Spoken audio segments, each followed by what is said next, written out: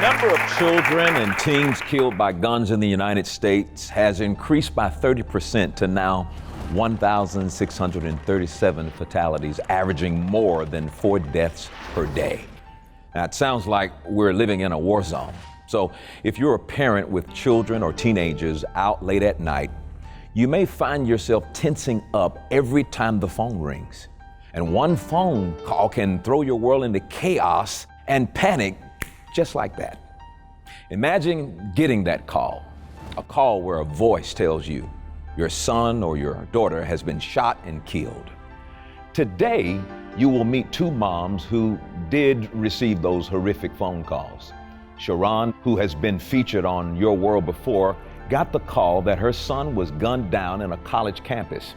Demetria, who was in our studio audience, then supporting her friend, received her call just a few weeks ago. Her son Kyle was killed in his front yard in front of his kids in a senseless drive-by shooting. Parents should not have to answer such phone calls or experience such pain. Today, we will welcome back these 2 ladies and help them in their struggle to stay strong in the face of these tragedies. I'm Creflo, and this is Your World.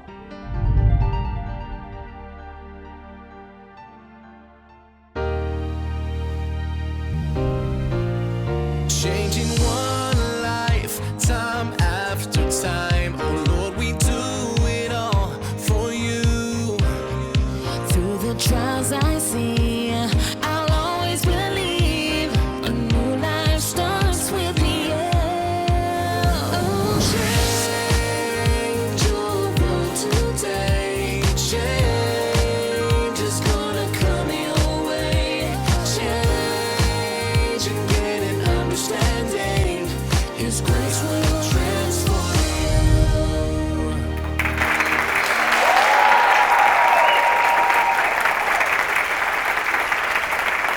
Sharon Starks is the mother of Christopher Starks, who lost his life to an on-campus shooting on August 30th, 2015. Her son's killer was still at large shortly after the shooting. Sharon appeared on the Your World show in a special episode we called Mothers Against Murder, so we could help her through her grief and ambiguity of her son's untimely death. Watch this. Received a call on August the 27th, and he said, Sharon, Chris been shot in the chest. And I started screaming, and he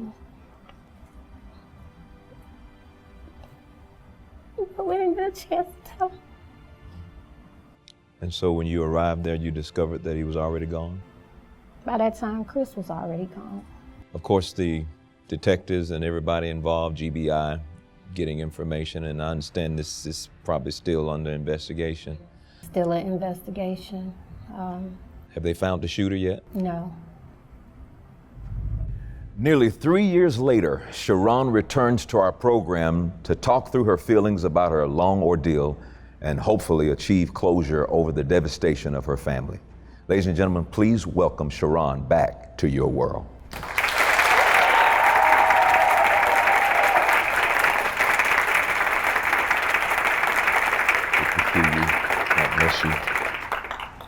Wow.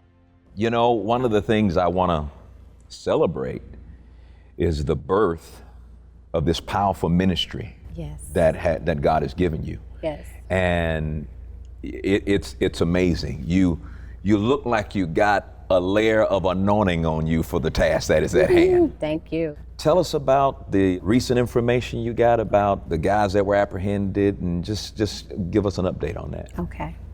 April 26th, I received a call from the GBI, the detective that's been on the case. He's been on the case about a year. Mm-hmm. And he called me and he said, Sharon, and I said, yes. He said, we're here making the arrest of the young man who killed Christopher. Mm-hmm. And I started screaming. And he said that we're gonna put him in the car now and we'll give you a call back later. So after I got off the phone, I called Chris's dad and Chris's brother to let them know that they had made their arrest. How did that feel? I could breathe. You know, I could breathe. That was rough. Yes. You have gone through this horrific situation, this egregious act that was responsible for taking your son from you, Yes. and yet there's this assignment that you've gotten from God. Yes. Tell us about it. It's called The Strength of a Mother. And the strength of a mother was birthed out of my pain of losing Chris. And because of everything that I've went through within the last 2.5 years, I can really recognize and help families and mothers go through the process. Sometimes, you know, families don't have insurance. So with the strength of a mother, we want to be able to help them financially, as well as help them through the process of their grieving. Because after the funeral and everything is over, you know, you feel alone. But with the strength of a mother, you have another village, I'm gonna say, of families and mothers who've been through the same thing, and you can lean on. What are some of the things you've encountered in this ministry? What are some of the things you've seen or experienced as a result of what you've accepted to do? More tragedies. A lot of families who are going through it or who have been through it are still, like, you know, really hurting. And some of the mothers who are going through the process that I'm going through now with getting justice. And my advice to them is just don't give up. And for me, I call the GBI every day or once a week, and I sent scriptures. You sent scriptures to the GBI? Yes. How did they respond to that? Thank you, thank you. I would send them scriptures every day. My detective, I send him scriptures every day, and I still do, Yeah. you know. That's awesome. Yeah. Yeah. And so it's a process, and you just have to go through it the best way you can. And, you know, keep God first. And what helped me was, like, you know, reading my word, praying, and just going through the emotions, you know, going through the different emotions. So isn't it awesome that God has placed a ministry in the earth to deal with tragedy after tragedy? He's always coming up with something that's Yes. going to deal with whatever's happening. Yes. And, you know, I thought it was just so amazing for you to be the one that's been called to come up with something that's going to minister to folks. And I'm gonna put this on you. I pray this thing go nationwide. Thank I you. pray I y'all have receive it. nationwide conventions, and I pray you have so many pleasant problems trying to figure out how to do this and how to handle that, and oh, we need more phones, and oh, we need more employees, because it's all over this country. Yes. And thank God for your strength Thank you. to accept this call, Thank to you. show people how to turn their mess into masterpieces. Wow. Now, when we come back, you'll meet a woman who was here for Sharon on the program to support her friend during her grief and out of concern for her own son's safety. And now, she recently received that phone call that devastated her son. Her son, Kyle, was shot 5 times, and she received that phone call. That's next, right after this.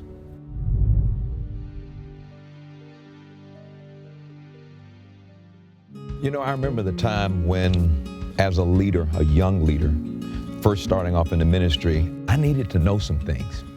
And it was so difficult to try to get somebody to sit down and talk with me and to share the knowledge that they have obtained, even their mistakes. You see, I promised that if I ever got in a position where I could share information with new leaders or young leaders, that I would be committed to doing so. Hence the Ministers and Leaders Conference. My ignorance before I start coming to the Ministers and Leaders Conferences caused me to have some pain. But now I know how to listen to God. I know how to apply the Word of God to my life in a practical and effective way. This is what we use to help train leaders, to inform leaders, to try to help them to identify the traps in leadership and in ministry so that they can accomplish what God has called them to do, and hopefully what we have to share will make it easier. We're even going to highlight a special session in the afternoon dealing with praise and worship. So I invite you to be a part of the 2018 Ministers and Leaders Conference. You don't want to miss it. It could save a lot of money, a lot of stress, and a lot of time. I'll see you there.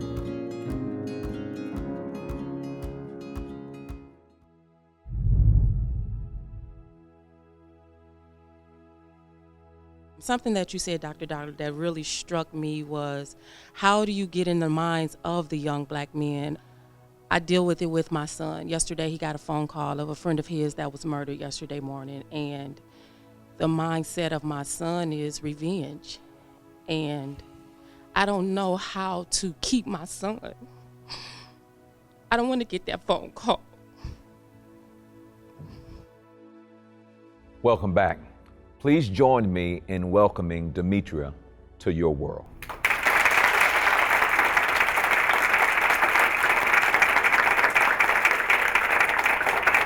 I want to thank Demetria for your courage to come and share with us. It was a shock to me to see, that you were here on the last show and to hear that question and to hear about what happened just a few weeks ago. Take us into your world and take us down that path from that question, being concerned. And you could see you were very, very concerned to where we are today. It's rough in Toledo, Ohio. There's always some young black men being killed there. And my concern was for my son that I would get that call because he had so many friends that were shot and killed. And they wanted revenge. And so I was always praying and nervous and scared that I would one day get that phone call. And where were you at the time? I was at work. Okay. And my daughter, Kiana, was on her way on her first cruise, and she was driving to Tampa, Florida. And she had told me she would arrive about 12:40. And I was at work training someone, and so my phone had rung. And I thought it was her, just to say she had arrived. You'd mentioned at one time that because of a lot of his friends had gone through that and they'd been shot and killed, your concern was he had a heart just full of revenge. He wanted revenge. Yes. Do you think that played a part in him eventually being gunned down? I believe so. Yeah. Yes. From that point on, did he ever talk about some of the things he wanted to do to try to get revenge? Because I'd imagine these were some of his friends that were being shot down, Yes. right? It was, one was a best friend of his that he had grown up with. So he had been taking that really hard for years. And I don't think he ever really healed from that. And so to lose another friend the same way was devastating for him. And I just remember continuing to talk to him and tell him that's not going to bring your friends back, and I don't need you to go to jail because you have children that you need to be here for. How old was he? At that time, he was 22, and he was 24 when he was killed. Yeah. So you get the phone call. And as far as the information that you were able to get from it, what happened? My daughter was screaming at the top of her lungs. I just told her that I couldn't understand what she was saying. And she said she got the phone call that he had been shot. He was at home with his children, and he had just stepped outside on the side of his house. And they just drove by and shot him 5 times. Yeah. That just so senseless. Yeah, and his oldest daughter saw him on the side of the house. Sharon, what would be your counsel to her? I say to you, it's a process. You have to go through the hurt, the anger, blaming, but just keep God first. And it's a day-to-day, Yeah. and He'll see you through. Yeah. For some people, when they hear keep God first, they think you're actually just trying to give a religious statement. But it's real, isn't it? It's real. Because at the end of the day, when you've been so broken and so hurt, who else but God can do operation on your heart? Yes. Nobody can operate on your heart like He can. And to turn to Him and to rely on Him, He'll give you peace when you don't even understand why you should have peace at that particular time. And I promise you, He is a very present help in a time of trouble. He's the one that you lean on, and you hang around with folks who will feed you this word and feed you things that will say things like, God perfects that which concerneth you. And one of the reasons I believe Sharon is here is you can look at the end of that faith and what she's telling you can look at, because I can remember almost 2 years ago, she looked like you right now. It wasn't too many days or weeks after her son had passed on. And like I said, I saw her today, and only God can do that. And nobody's saying you're gonna forget about it. Absolutely, you can't. That's your kid. You'll remember the rest of your life. But I want to bring up something to both of you, and I want you to hear this. It was about a couple of months ago, and the Lord said to me, He said, sometimes the fear of disrespect can sometimes be as bad as the actual act of disrespect. Because when you are afraid that you're being disrespected, it already positions you in a place to respond and to do some things. And my concern was that we have a lot of black kids that are fighting for their respect. And sometimes to be afraid of being disrespected may put me in a position to respond out of the fear of disrespect before it ever takes place. Did you see or hear any of this with your guys or their friends? Something that you can recall where, because I hear people say, you can do this to me, you can do this to me, but I'm not gonna let you disrespect me. Yes. I noticed it quite a bit. Not allowing anyone to disrespect me in any type of way. And to feel like if they did, then you have to do something back to show you're not going to allow that person to disrespect you. And I think that's where my fear was, because it was so much of that and it was so much anger. And I think that's what led up to that day. Just having that inside of him and not knowing how to let that go. It's like going through the process now of blaming. I blame myself. I gotta ask Sharon to speak to that. I mean, I know you know. Could you speak to where she is right now? And it just breaks my heart to hear that.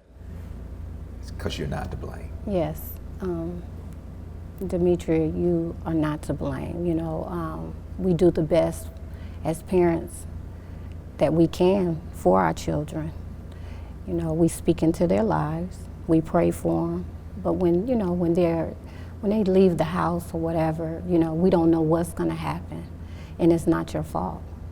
You have to really, really believe that, because here's the thing that parents go through. Every parent, I would imagine, they carry some type of guilt, and sometimes based on what happens, the shame comes in, because guilt is one thing. Guilt is all about, I feel guilty for what I did, but shame is, I feel like I'm a bad parent.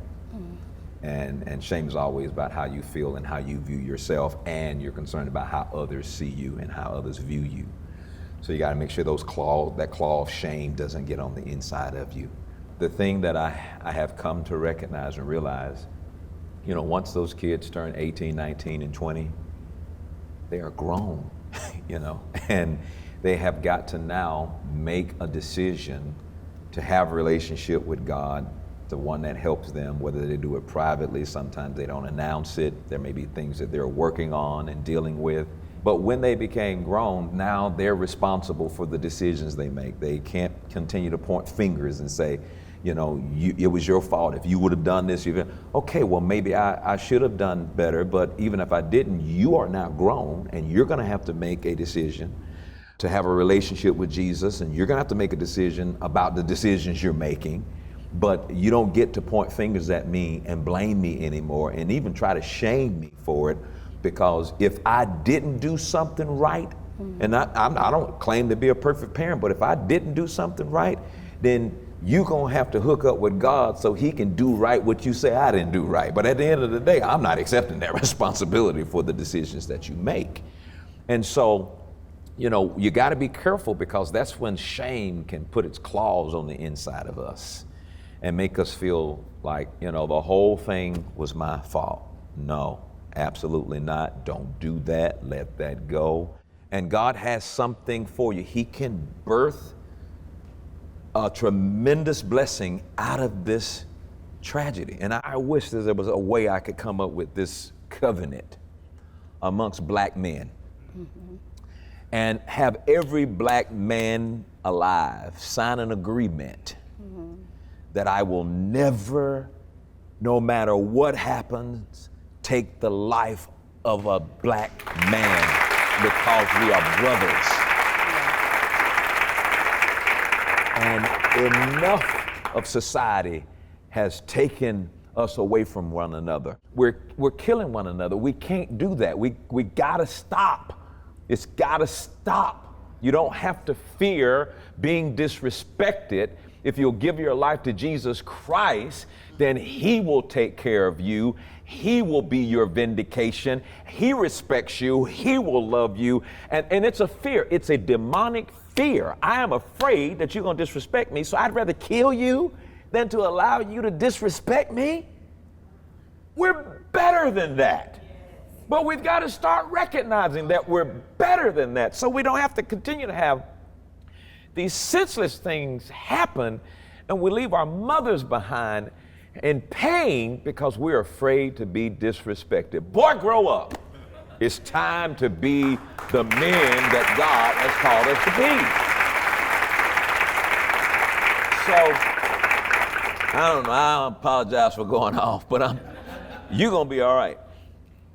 And as you see, this woman, she's amazing. Every time I look over there and peek at her, look at her. And I remember the day. It was so painful, and it is equally as painful hearing your story today. So I want to ask you to do something. We talked about this as well. Take all of the fun memories. Take every memory you can, all the pictures you have, and make memories with the rest of the family. Make memories. Include him in the future. Carry those memories with you. Find the good ones, the ones that make you laugh. Remembering him, that you find yourself doing things and just kind of chuckle a little bit because you're like, you know, that's what he would say. And go forward. Go forward. All is well. All is well. You know, there have been way too many shootings everywhere we turn. Street gangs, school shootings, every time you turn on the TV.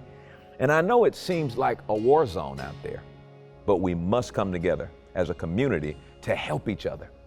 The movement Sharon has started, Strength of Mothers, is a wonderful start. Let's find ways to support each other through these troubled times. The strength of these mothers. Thank you so much for joining me today. And be sure to reach out to us online at yourworldwithcreflo.com and stay connected with me on Facebook, Instagram, and Twitter. And I look forward to hearing your story. God bless you, and I'll see you next time right here on Your World.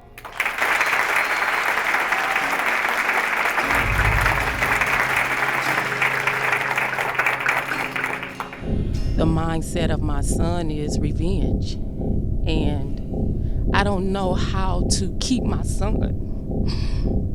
I don't want to get that phone call. Sharon Starks first appeared on Your World with Creflo in the days she lost her son to an on-campus shooting in 2015. During this program's intimate Q&A session, another mother, Demetria Bodie, expressed a deep fear about losing her own son to street violence. And then, in today's gut-wrenching episode, Demetria returned to the Your World studios with the devastating news that what she had feared had been realized. She had received that phone call that her son had also been shot and killed. Today, we ask for your support to help Dr. Dollar continue his personal mission to help people in need through Your World with Creflo. For over 3 years and 130 episodes strong, he has worked tirelessly, accomplishing his mission of counseling those stricken by grief, saving and transforming lives, and leading the lost and broken to God's grace by sharing stories and testimonies that have inspired, encouraged, and challenged us all to live our best lives. And we are helping those who have struggled with finances or job troubles, drug addictions, victims of rape and violence, family and marital problems, and grief and loss. Creflo Dollar and Your World have faced these issues head on and used these stories to deliver a message of grace to viewers struggling with similar issues. Your support of only $20 or more helps this counseling and television ministry continue to offer this transformational program and reach even more people around the world. And as our way of thanking you for your support, we want to send you the CD, God Wants You Healed.